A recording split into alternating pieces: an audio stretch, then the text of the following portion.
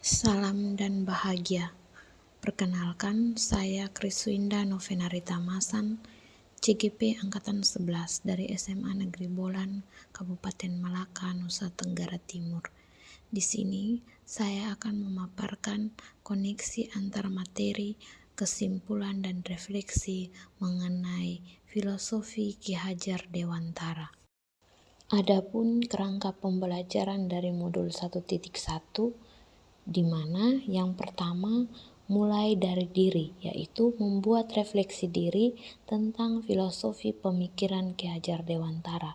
Yang kedua, eksplorasi konsep, yaitu memperdalam pemahaman kita mengenai konsep pemikiran Ki Hajar Dewantara. Yang ketiga, ruang kolaborasi, yaitu memberi ruang untuk berkolaborasi dengan sesama calon guru penggerak untuk mengeksplorasi nilai-nilai luhur sosial budaya di daerah untuk menebalkan kodrat murid sebagai manusia maupun anggota masyarakat. Yang keempat, demonstrasi kontekstual, di mana peserta calon guru penggerak mendesain strategi dalam mewujudkan pemikiran Ki Hajar Dewantara, yaitu pendidikan yang berpihak pada murid. Yang kelima, elaborasi pemahaman dilakukan dengan menuangkan berbagai pertanyaan mengenai materi refleksi filosofi Ki Hajar Dewantara yang akan dibahas bersama instruktur. Yang keenam, koneksi antar materi, yaitu membuat kesimpulan dan juga refleksi pengetahuan dan pemahaman baru yang dipelajari dari pemikiran Ki Hajar Dewantara. Asas pendidikan Ki Hajar Dewantara. Ki Hajar Dewantara membedakan pendidikan dan pengajaran dalam memahami arti dan tujuan pendidikan. Yang pertama, pengajaran merupakan bagian dari pendidikan, di mana terjadinya proses pendidikan dalam memberi ilmu atau berfaedah untuk kecakapan hidup anak secara lahir dan batin. Yang kedua, pendidikan merupakan tuntunan terhadap segala kekuatan kodrat yang dimiliki anak, agar ia mampu mencapai keselamatan dan kebahagiaan yang setinggi-tingginya, baik sebagai seorang manusia maupun sebagai anggota masyarakat.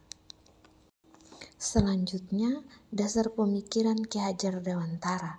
Yang pertama, sistem among atau menuntun. Yang kedua, sesuai dengan kodrat alam dan kodrat zaman. Yang ketiga, berpihak pada murid. Yang keempat, budi pekerti. Yang kelima, trikon Ki Hajar Dewantara. Yang keenam, merdeka lahir dan batin. Yang ketujuh, bukan tabula rasa. Yang kedelapan, pendidikan seperti petani atau tukang kebun.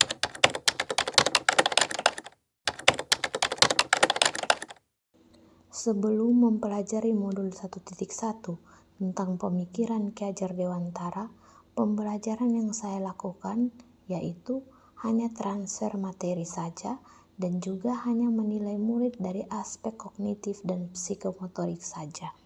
Hal ini karena saya menganggap bahwa ketuntasan materi lebih penting daripada memahami karakter murid. Salah satu contohnya adalah pada saat murid mengerjakan tugas atau ujian. Jika nilai murid sudah di atas KKM, maka pembelajaran dianggap berhasil. Saya juga menganggap murid hanya sebagai objek pembelajaran, sehingga pembelajaran terpusat pada guru atau disebut teacher center.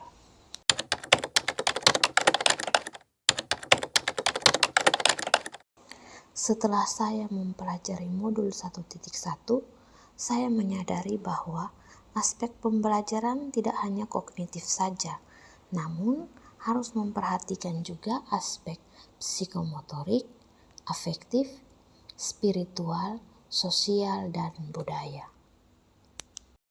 Selain itu juga, proses pembelajaran harus secara menyeluruh. Murid harus sebagai pusat pembelajaran, sehingga murid memiliki kebebasan berekspresi, mengemukakan pendapat, dan berkreasi. Di sini peran guru yaitu yang pertama, Guru sebagai fasilitator pembelajaran. Yang kedua, guru harus tulus, ikhlas, dan penuh kesabaran. Yang ketiga, guru harus mempelajari karakteristik murid sesuai keunikan masing-masing.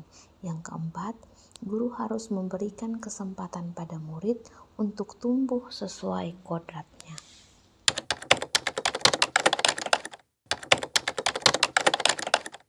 Yang akan saya terapkan dalam pembelajaran di kelas nanti antara lain mengenal karakter dan kebutuhan murid, merancang pembelajaran yang menyenangkan dan bervariatif, berpusat pada murid atau student center, menuntun bukan menuntut, tidak fokus pada kognitif saja.